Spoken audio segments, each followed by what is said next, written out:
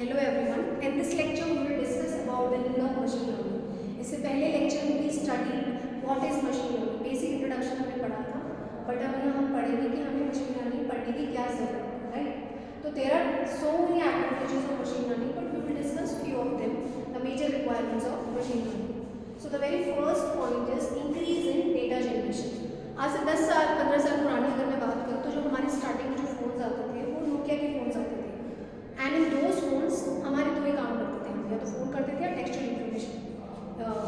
Send करते थे या कोई टेक्स्ट मैसेज भेजते थे।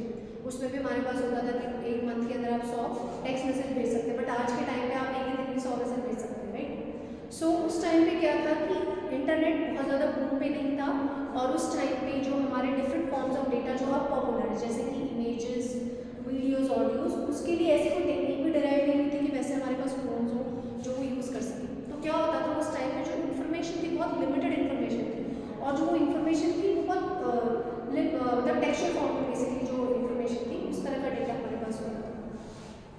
अब क्या हुआ उस टाइम पे, क्योंकि इंटरनेट भी पहुँच नहीं था, अब कुछ सालों बाद, अभी कुछ सालों से 7-8 सालों से क्या हुआ है कि इंटरनेट बहुत तेज़ी से बढ़ रहा है, और आज के टाइम पे सबके पास स्मार्ट डिवाइसेज हैं, स्मार्टफोन्स हैं, लैपटॉप्स हैं। तो हमारे पास जो डिवाइसेज है वो भी बढ़ते जा रहे हैं, साथ ही साथ बिकॉज इंटरनेट जो है ज़्यादा सस्ता हो गया पहले के कंपैरिजन में, तो आज के टाइम पे हर किसी के पास इंटरनेट अवेलेबल है, तो हर कोई 2-3 GB हर रोज़ यूज़ ही कर लेता है, राइट। तो इंटरनेट भी हम बहुत ज़्यादा यूज़ कर रहे हैं, प्लस हमारे पास डिवाइसेस, इलेक्ट्रॉनिक डिवाइसेस जो है वो बढ़ रहे हैं, और जो डेटा जनरेट हो रहा है, ऐसा नहीं है कि सिर्फ जो डेटा हम जनरेट कर रहे हैं सोशल मीडिया पे अपलोड करने के लिए ही कर रहे हैं, बट हम अपने फ़ोन से भी बहुत सारे वीडियोज़, इमेजेस रोज़ कैप्चर करते हैं, व्हाट्सएप पे भी हम डिफरेंट इन्फॉर्मेशन शेयर करते हैं। ऑफिशियली भी अगर मैं बात करूँ एज ए टीचर या आप किसी कंपनी में भी हैं तो आपके पास डिफरेंट एक्सेल शीट्स, राइट, या फिर वर्ड में डेटा जो होता है PDF फॉर्मेट में आपके पास रोज़ कोई ना कोई ऑर्डर या इन्फॉर्मेशन आती रहती है। टीचर्स भी जो है स्टूडेंट्स को अगर कुछ इन्फॉर्मेशन देनी है तो वो क्या करते हैं, हम आपको नोट्स शेयर करते हैं PPTs या PDFs के थ्रू। तो बेसिकली हो क्या रहा है, जो हमारी इन्फॉर्मेशन है ना बहुत ज़्यादा बढ़ती जा रही है, तो डेटा जो है बहुत वाइडली बहुत तेज़ी से बढ़ता जा रहा है, और there is around like you can say quintal of data being generated every day. तो ये इतना सारा डेटा जो हमारा इकट्ठा होता जा रहा है, कुछ तो हम अपने डिवाइसेस पे स्टोर करते हैं और कुछ डेटा जो होता है हम अपने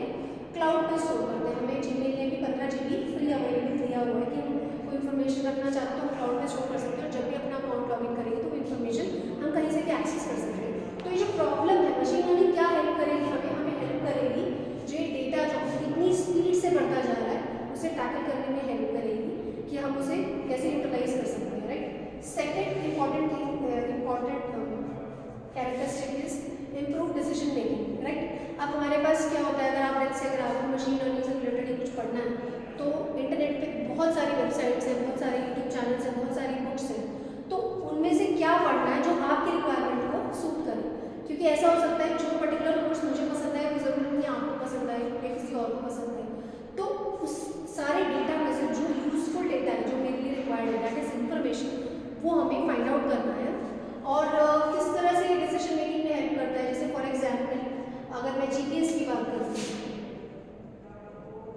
आपको यहाँ से दिल्ली जाना है तो आपके पास बहुत सारे रूट्स होंगे, तो कौन सा रूट हम फॉलो करें जिससे हमें मिनिमम टाइम और एफर्ट लगे, जिससे अगर मान लो अगर हम मिनिमम डिस्टेंस से जाएंगे तो हमारा फ्यूल भी कम यूज़ होगा और हमारा टाइम भी कम यूज़ होगा और हम जल्दी भी पहुँच जाएंगे, राइट। ऐसे अगर मुझे वेदर प्रेडिक्ट करना है कल का या एक वीक बाद का, अगर मैं कोई ट्रिप प्लान करूँ तो उसमें भी हमारी ये डिसीजन मेकिंग हेल्प करती है। तो बहुत सारे एप्लीकेशन समझने लगे जो आगे हम पढ़ेंगे, जिसमें आप समझेंगे कि किस तरह से ये बहुत ज़्यादा हेल्पफुल है। उसके बाद uncover patterns and trends in the data. So देखिए बहुत सारा हमारे पास डेटा है, अगर हम कंपनीज की बात करते हैं, अमेजोन की बात करते हैं, वो क्या करते हैं, इतने सारे यूजर्स हैं, वो अपनी इन्फॉर्मेशन से लॉगिन करते हैं, तो वो उनकी हिस्ट्री या उनकी सर्च हिस्ट्री से आइडेंटिफाई करने की कोशिश करते हैं कि जो मेरा यूज़र है इसकी रिक्वायरमेंट क्या है, अकॉर्डिंगली वो हमें उस तरह की चीज़ें रेकमेंड करता है, जिससे क्या होता है उनका जो ई-कॉमर्स का